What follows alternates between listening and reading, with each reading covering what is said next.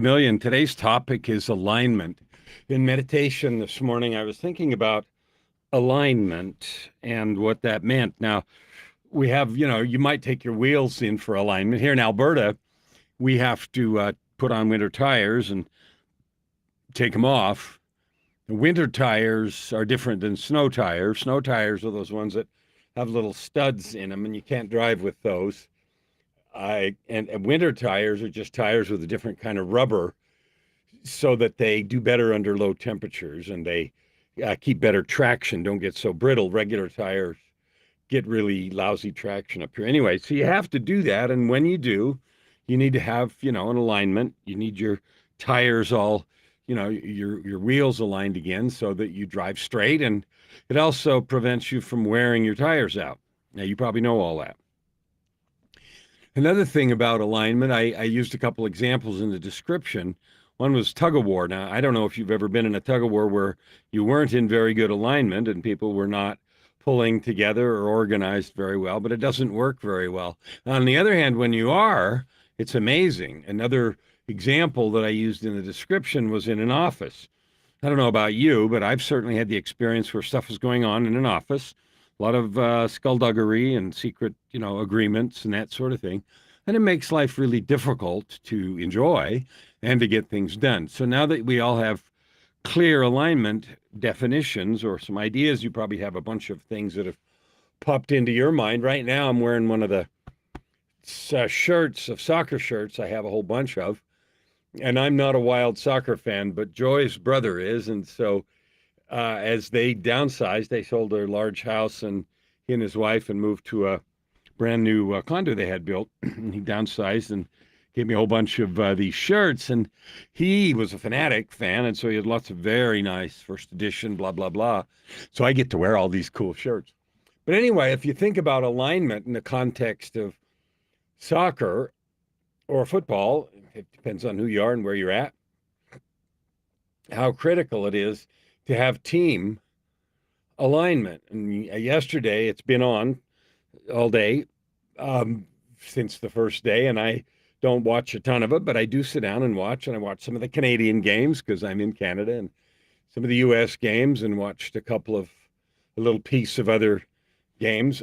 And one of the interesting things about the commentators was they showed these pictures where they drew lines between where the people were on the field, like the row of defenders, 3 or 4. And you could see how they automatically lined up in certain ways. And the team, the defense or offense, was in this alignment form. And without that kind of help, I certainly would never have seen it because I don't have the experience to do that. But it was obvious right away when I saw that alignment, what difference it would make in terms of doing well in the game. Now, none of that is a surprise. But I have a thought for us. We're going into in at least North America and Europe and so forth, their holidays, Christmas, and around the world. I still can't get used to the idea of it being super hot for Christmas, like in Australia. And maybe someday I'll spend Christmas down there and get the whole idea of white Christmas and snow out of my head. But for 66 years, I'll be 67 in 2 weeks. That's kind of fun. But for 66, almost 67 years, I've lived with that whole notion. And so somehow that's how it works, although I'd like to experience the other way. I've thought about this next month, between now and maybe 5 weeks, 6 weeks after New Year's, as a period of opportunity for me to create more alignment.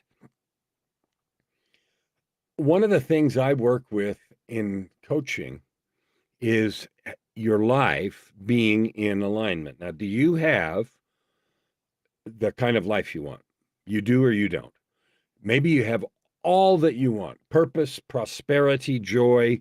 You have a wealth of relationships and you have a wealth of maybe resources and you just overflowing with joy. Maybe you have that. And if you do, and that's something I've finally come to, I do, I feel this tremendous opportunity to share and invite people to understand how to live that way, because we all want to be happy. Nobody wants to be unhappy, right? to share and to invite people to participate. One of the things that prevents that is lack of alignment. What the heck am I talking about? Well, how often during the day do you have a feeling, oh, I should do this? Oh, I want to go do that. And there's a conflict. You're experiencing this internal conflict between what you think you ought to do and what you, quote, want to do. Well, that is an alignment problem or an alignment manifestation. Maybe you like living in that kind of conflict. I didn't. And so in my PTAC, Personal Truth and Commitment document, I created a statement that said, I am that I have no internal conflict. Wow. So that means when that's 100% true, that I'm completely in alignment, that whatever I'm doing is exactly what I both want to do and feel like I should do. All of that is in exact alignment all the time. What I notice is when that happens, and it happens more and more and more, I think just because I'm paying so much attention to it, I'm doing what I want to do and think I should do and everything all at the same time. And it's joyful. And the should just sort of goes away. It all becomes what I want to do. Right. And there's no conflict. I am that I have no internal conflict.